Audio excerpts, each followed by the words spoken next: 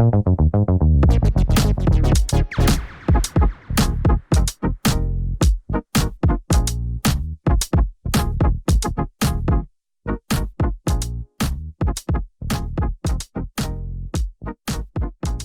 to Homestead Mortgage. We are going to be talking about the CalHFA Dream For All program that was just released on March 27th. In this, we're going to go in depth about the different things to help you get a better understanding and determine whether or not this is for you. My name is Naor Karkay, and with me is... I'm DaleHaney, Homestead Mortgage. All right, so let's jump into it and take a look. Right now, just a brief synopsis of what this is. 20% down payment assistance program, exactly what it sounds. You can contribute some of your own money towards this down payment to kind of double up on the savings. This is only for first-time home buyers. And Dale, correct me if I'm wrong, it's not just somebody who's never owned a home, right? Yes, you can't have owned a home in the last 3 years.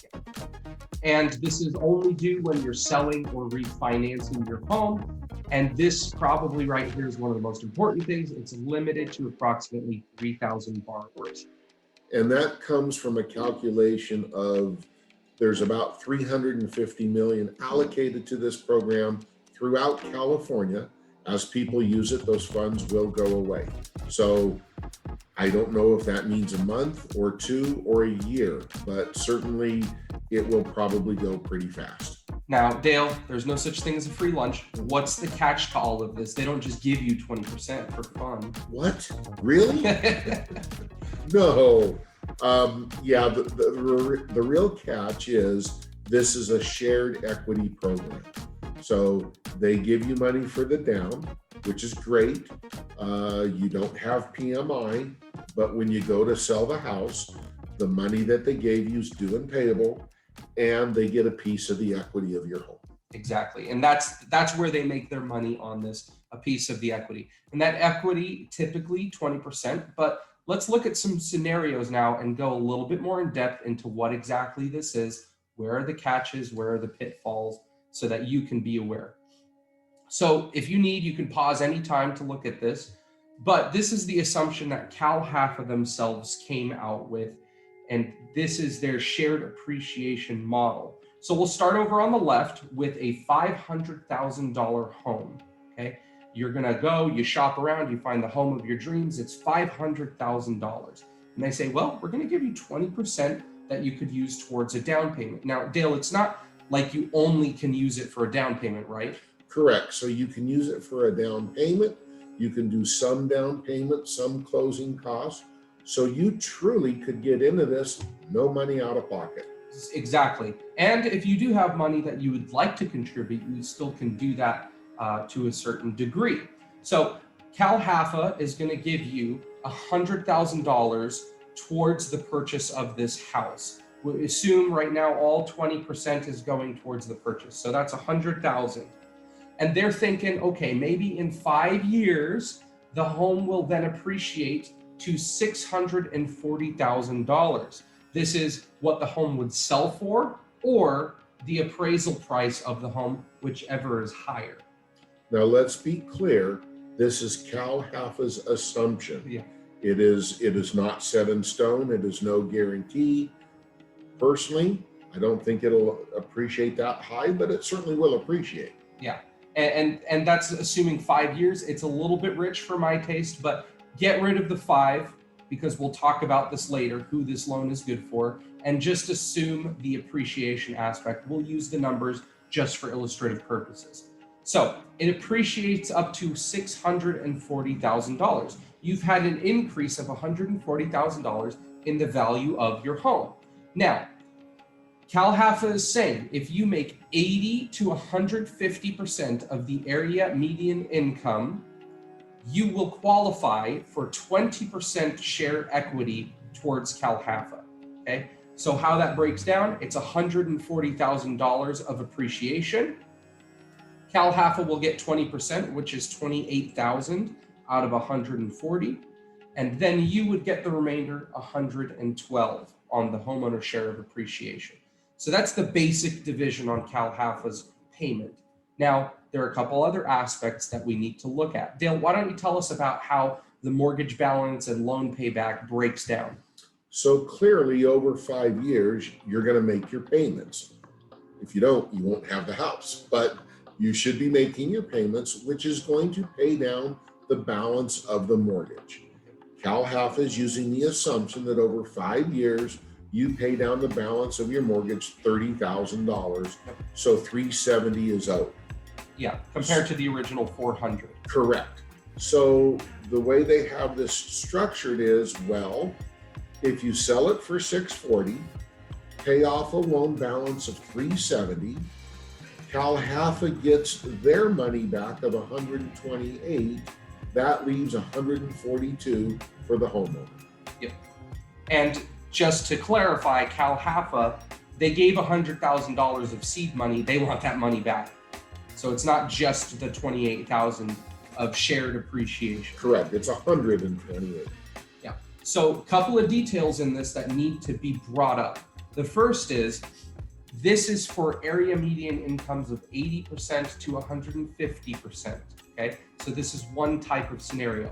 This is also assuming that all of the money that CalHFA gave you goes towards a down payment. So there are a couple of assumptions here that I made. Also, this is on a 5-year assumption.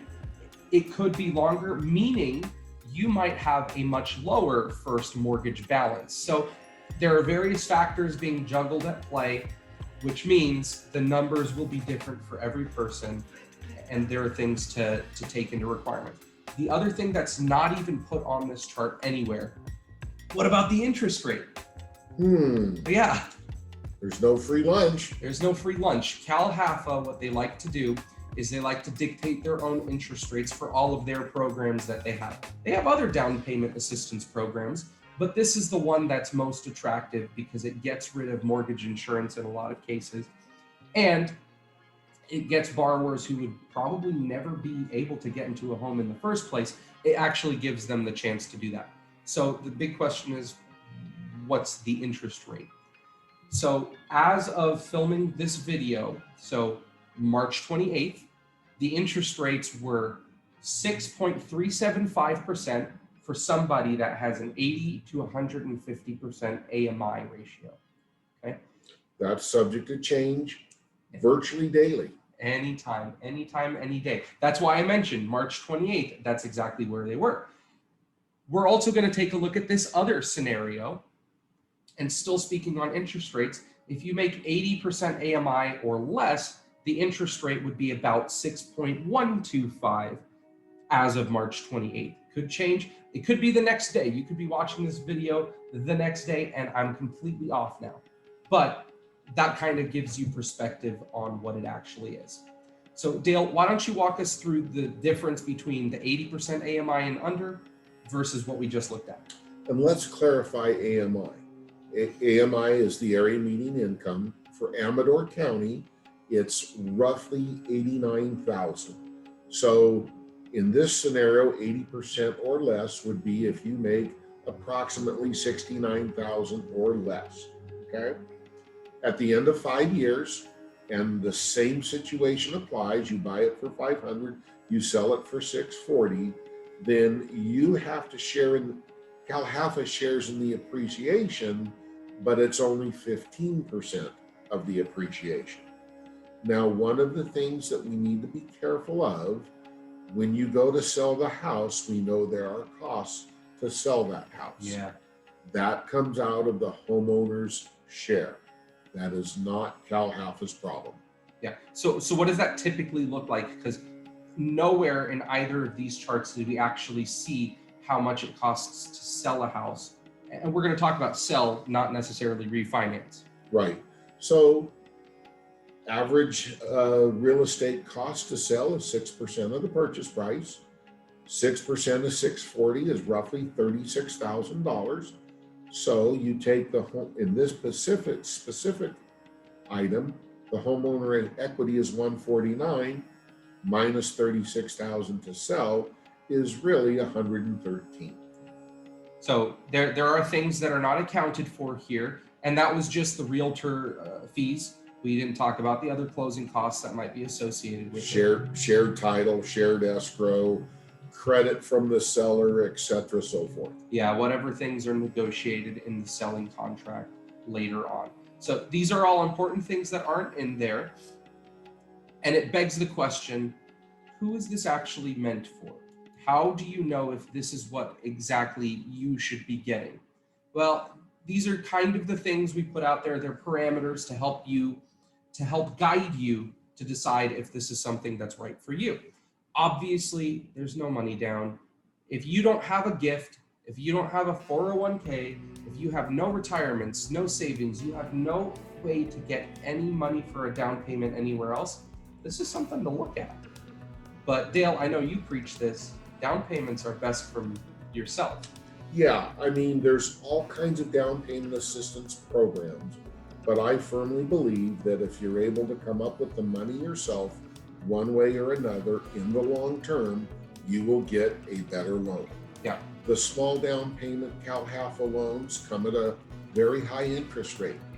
This particular program is great for those that don't have any other option, but do you really want to give away 20% of your shared equity for really no good reason? So there's things you have to look at. It's not right for everybody, but it can work very well for some folks. Yeah. Now I'm going to jump over here to this side, talk about the lower income borrower. CalHFA is really incentivizing those lower income borrowers with a 15% equity share.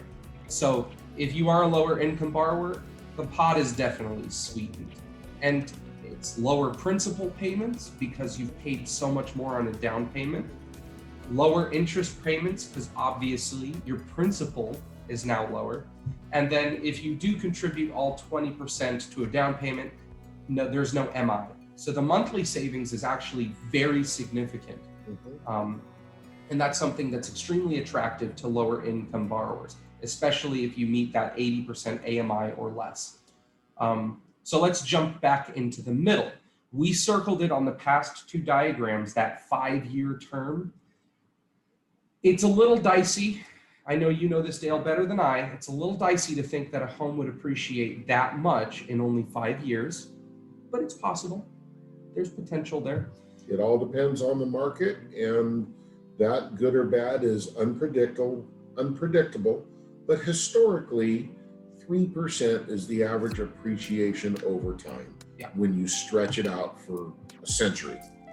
So the way to look at it, the best people that could get this loan, they don't have plans to move. They really think this is a forever home. And they know that selling the house becomes more difficult. What do I mean by that? Well, we did a very optimistic outlook that was given by CalHFA. But what if the home doesn't appreciate that much?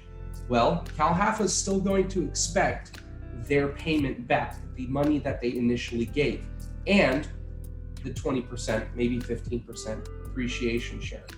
And you can't forget all the closing costs that we mentioned earlier, realtor fees, title escrow fees, anything negotiated in the contract. If you're not careful when you go to sell or even refinance your home, you could actually find yourself losing money since you need to pay CalHFA back what they paid you. So these are the kinds of scenarios you need to look for and really think about. If this is the home you know you're going to live in, this is the home that you can see your family growing up in, or this is the home that you know you're going to stay in until the day you leave this earth, this could be an excellent, excellent program for you. So other than that, in closing, give us a call, shoot us an email. We can run scenarios for you. We can give you all the ideas that you need. This 20% program is limited, very limited. So if you're not already on the train to get this program, you might miss out because it's only about 3,000 borrowers if we're lucky. Other than that, anything to add, Dale? If you're not on the front of the car, you're towards the back. Yeah, and this car is pretty darn short. So. All right, well, thank you so much for spending time with us. If you have any questions, give us a call. You can find a few resources and links down below, things on the AMI. Maybe you're not in Amador or Calaveras County. Maybe you have more questions. You'll find our phone numbers, our emails. Take care and have a great rest of your day.